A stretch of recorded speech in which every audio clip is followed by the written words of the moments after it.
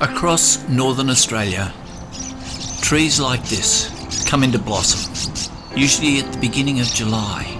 The blossom is abundant, and as you sit by these trees you can hear the bird chatter, mostly from the nectivores, but also from the insectivores, for the sugar coming from the flower attracts not only birds but also insects. These trees are bloodwoods.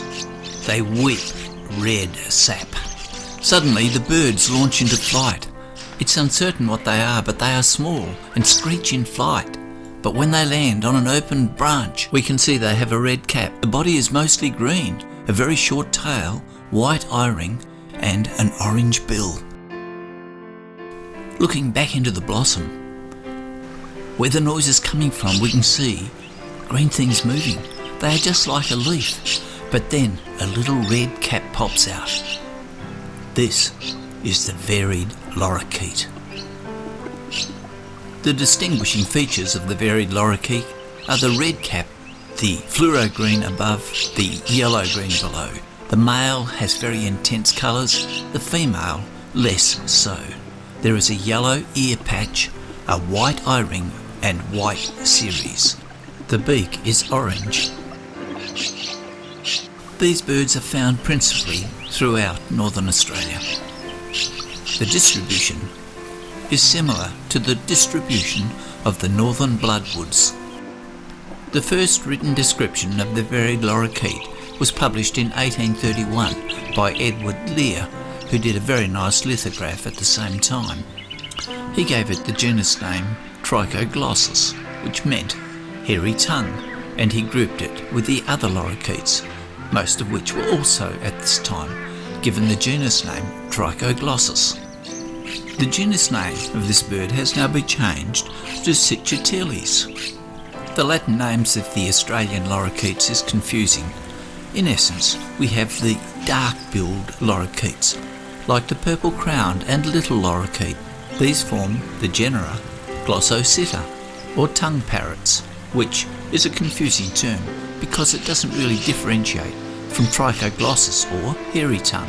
Remember, all the lorikeets of Australia do have hairy tongues. Trichoglossus really applies to all the lorikeets, but the genera name Trichoglossus is now only for the rainbow, red-collared and scaly-breasted lorikeet. The reason why the varied lorikeet is not included in the genera Trichoglossus is because it has a very short tail. The bill, the upper bill in particular, has a very sharp angle, and the cirrus is very pale, and this distinguishes it from the other lorikeets.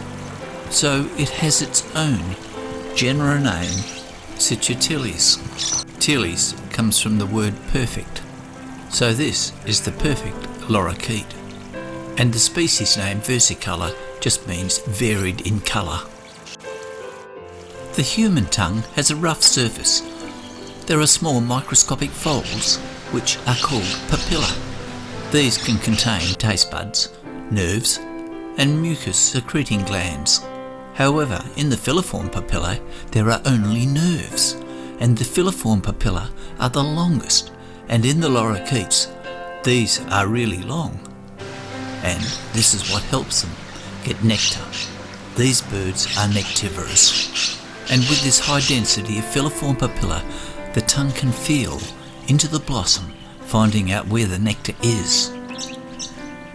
Other birds that are nectivorous also have feathered tongues, and the classical one is the honeyeater. And as you can see, here is a brown honeyeater competing with the lorikeets, hovering to get the sugar from the flower.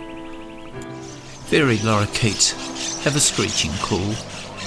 This is pronounced when they are feeding and in flight. When they are roosting, it is a very soft screech. To photograph parrots, a good place to go is to a waterhole. The reason for this is that most parrots eat seed, but the lorikeets, in contrast, are nectivorous. So, when they regurgitate for their young, they don't really need to have much water to mix with the seed. So these birds don't come in frequently to water holes. On behalf of Plumes of Oz, thank you for watching this video.